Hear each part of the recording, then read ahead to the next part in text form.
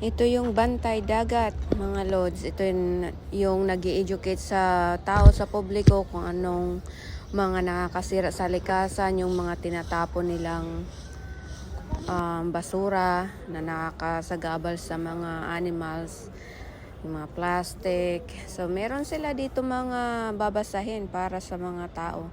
Kaya lang, hindi ito masyado makikita sa beach. You have to walk a little bit farther papunta doon sa looban para makita mo ito. But you can read it here. Napicturan ko naman. So, yun ang mga kinukuha nila, na wag magtapon ng basura sa dagat. Ito yung bawal kunin sa dagat. Nagtatanim nga silang mga gulaman dyan.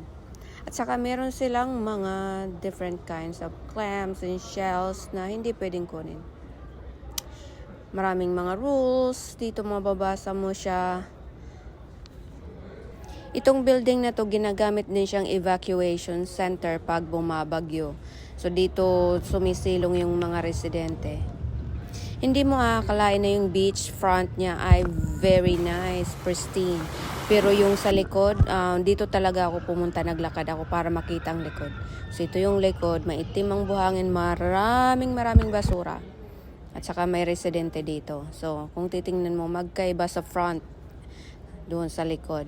So, see it for yourself. Naglakad ako dyan mag-isa. One morning na nag-exercise ako sa buhanginan. So, naisip ko pumunta dito. At saka, napakarami talagang basura. Hindi ito na-maintain. Hindi katulad doon sa front na ang ganda-ganda. Ito naman sa likod, hindi maganda. Alright, thank you for watching. Please like and follow.